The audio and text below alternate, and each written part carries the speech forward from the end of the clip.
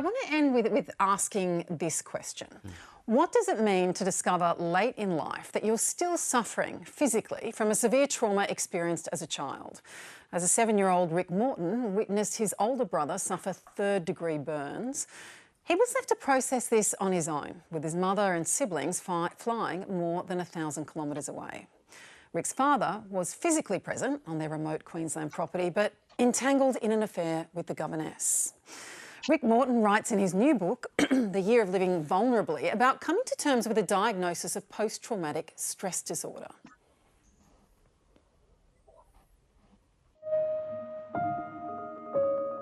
The moment I find out my friend is seeing someone, it is as if the world goes blurry. I can feel myself leave my own body. There is ringing in my ears and a sensation that has no equal in daily life, but what I can only describe as 100,000 ants marching up from my feet along the length of my nervous system, nesting in my chest. It is the most agonising type of fear where death itself feels imminent. I still have complex PTSD and a tendency to dissociate when it is triggered. It feels a lot like I'm in one of those extended sequences in war movies after the bomb has gone off and the sound disappears and the world around is blurred. Now, Rick, you describe these kind of symptoms of experiencing PTSD so kind of graphically and lyrically. But how did you work out that this was what it was you were dealing with? Strangely enough, I was at a writers' festival. So books are good for things, I think is something we can take away from that. I was sitting next to a woman who was reading out from her own book about what trauma felt like to her.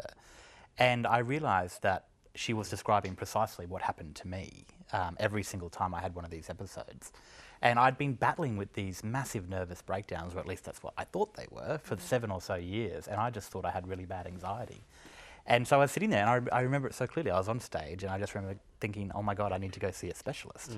Because I think, I wrote a whole book about my family's trauma and never thought that it applied to me. I just thought I was being, anxious. And the specialist confirmed that? Yeah, within half an hour. I'd never heard of complex PTSD, by the way, before I went to that specialist appointment. And funnily enough, I was on the drum 3 days later or so, and I spoke about it for the first time that night, and people were like, oh my God, this guy knows so much about complex PTSD. It's just because I'd just been to the therapist. Oh, wow. Yeah, so I was like parroting what he'd told me. And it was so revelatory. So what does it change to have that diagnosis? It gives you a target, I think. So, I was doing every kind of therapy that I could possibly try on the Medicare-funded system when I wasn't earning that much money. And even when I was, it's very expensive. And it mostly is cognitive behavioural therapy, which is useful to some people to a point. But the trauma stuff, it works differently for different people, but I found that the trauma therapy is much different to what you might want to do if you've got anxiety or depression or another kind of mental illness, because what you're trying to do is target the wiring in the brain, which ironically is doing what it evolved to do, which is to give you an early warning system for things that are really painful, emotionally, physically, or otherwise. So, being able to focus my efforts and also to know that there was a bigger part of the story happening. It wasn't just in my head, it was in my body. And that was the explanatory power of that was so useful because a lot of the things I ended up trying had to do with my body, like muscle relaxation, which I was doing on the campaign trail following Scott Morrison around, like 16-hour days. So you would have needed that. Yeah, I probably should have done it anyway. And it was just a thoroughly weird time in my life, to be quite honest. But I just want to bring in Elena here. I want to bring in Lucia here. Sorry, I mentioned the title of your book because you've written, she's Elena, because you've written about you've written about this exactly, kind of surviving a violent sexual assault and being physically ill for 10 years afterwards and not knowing what was going on with you. When you were finally figuring it out, through all the kind of hurdles and obstacles of the medical system, what did you come to understand about trauma and the way we carry it in our bodies? Well, I think this is such an important question, and I thank you so much, Rick, for your book and for writing about this and complex PTSD in particular, because I think we have such a long way to go in terms of understanding how this works. And the body is such an important part of this. So for me, I had had most of my life, I was suffering very severe episodes of anxiety and fear, and also having kind of physical responses and physical breakdowns. And because there is not a great deal of conversation in the public arena about trauma, I genuinely thought this was just part of my personality. I thought I was just very, very anxious, not able to handle certain situations very well, and very afraid. I thought I was just kind of constitutionally afraid. When in fact, all of these were, as Rick said, incredibly sensible responses that my brain was having to try and protect me. And from an evolutionary perspective, those things make perfect sense. And the thing that really changed for me was the diagnosis and the understanding, because when I was able to see a trauma specialist and understand what I was suffering from and how that is different to other mental illnesses, very, very different, both in terms of its presentation and in terms of its treatment. Once I was able to understand that, I could properly treat the illness and recognize the symptoms of it, not as, and I think this is important, not as failures of my own self, my own constitution, not as weaknesses, but as symptoms. And I think that's really, really important. Because I learned, and because I was able to see a trauma specialist who really could dig into how this was affecting my body and how this was affecting my mind, I was able to acknowledge those symptoms and just see them and treat them, and understand better when they were going to come up. And it's the not knowing that is really, really difficult in trauma, and that is so exacerbated by the fact that we don't talk about it very much, and we don't have a good understanding of how it works. I mean, similar to what Rick was saying, I had no idea that so much of my life was governed by symptoms of post-traumatic stress disorder. I thought, based on books that I'd read, that it was a disorder that only related to wars, which couldn't be more wrong. And actually, one of the first things my specialist said to me, which I found really helpful, was he said, we have this idea that PTSD comes from a certain type of event. So an event has to be very, very serious in order to cause post-traumatic stress disorder. But that's not true at all. It's actually about how the brain experiences an event and how it processes an event. And that can be, so he said to me, he grew up in a war-torn country, and he said, I have experiences of war that are traumatic, and I have experiences of war that are not, because I had the right emotional support around me to process them at the time. And so there can be experiences that we don't see as on this level of severity, that in fact are more likely to ingrain symptoms of post-traumatic stress disorder, because there's so much about this condition which connects to how we process things and the support we have around us when we're able to process fear. And one of the people who provides that support is you, Ngiare, right? Because you work a lot with kids who are deeply traumatised. What have you learnt from that? What do you notice? Yes, I have the great privilege of working with children and adolescents, and whilst trauma can be associated with a single catastrophic event, for most, it's ongoing and chronic exposures with cumulative impacts over time that I still think that, broadly speaking, we don't understand as well as we should. We tend to focus on the symptomatology without understanding the narrative and the ideology of why people are presenting the way that they do. So, trauma over time can be what most people would anticipate. So physical abuse, including sexual abuse, neglect. It can be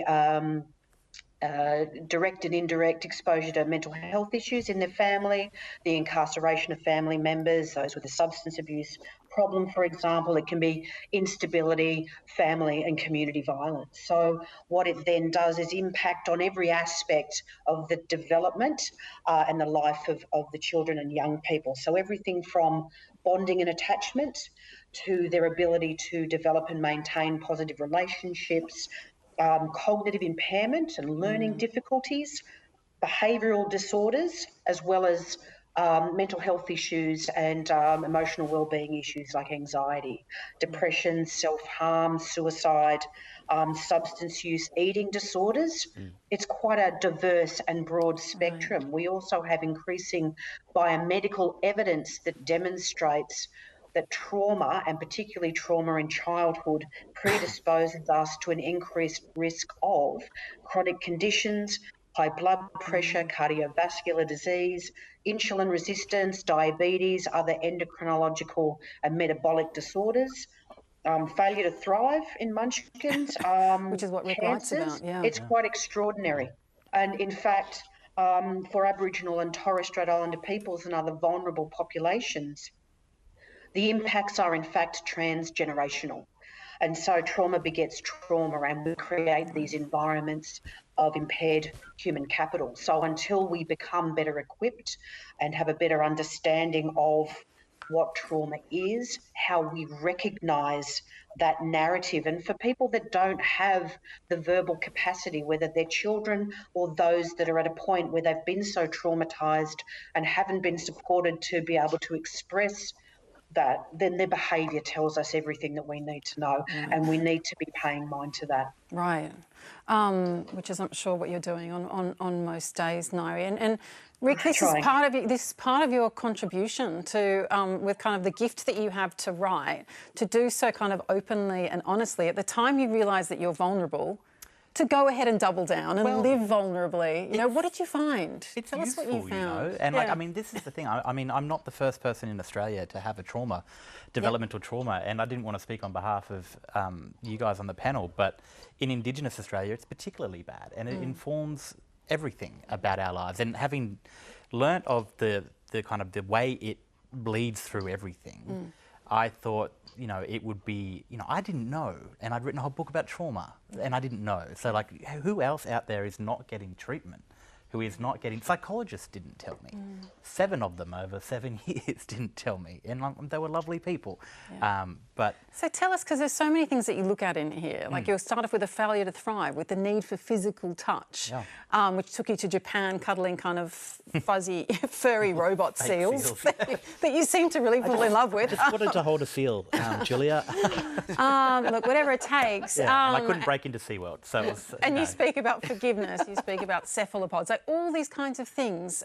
It's our common interest. Yes, we have lots to talk about there. But tell us where you landed. Where did you end up? Look, I mean, the definition of complex PTSD, as it was given to me, was that it's kind of an emotional abuse. It's a consistent lack of love when love should have been provided, stability, security. And so I figured if that's the diagnosis, then the answer, the solution, must be found somewhere in just the random application of love and curiosity and engagement with the world. And it sounds trite, right? But I had spent my 20s totally shut off from the world. You know, I was moving, I was a robot, I was doing things because I thought I had to. I threw myself into my career at the expense of everything else. And it was an awful decision because I stopped hugging people, I stopped telling people I loved them. I was outwardly functioning, but inside I was just twisted. And it got to the point where physically I was having these horrendous stomach... It felt like I was being stabbed in the stomach with a dagger.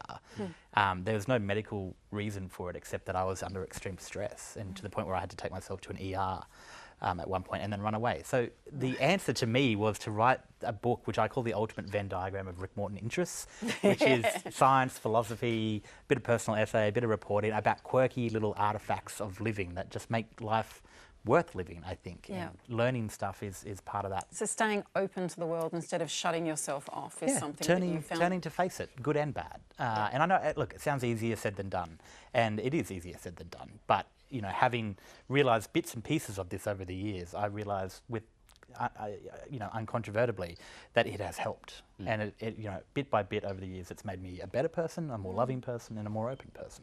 It's funny though, isn't it, how you say, oh, it sounds trite. I think we're almost taught to be embarrassed sometimes about the things that we really need and make us feel better. Yeah, and I got to the point where I'm just like, well, you know what, I want a hug. I feel like a hug. Right. You know, I'm going to ask for permission and consent, obviously.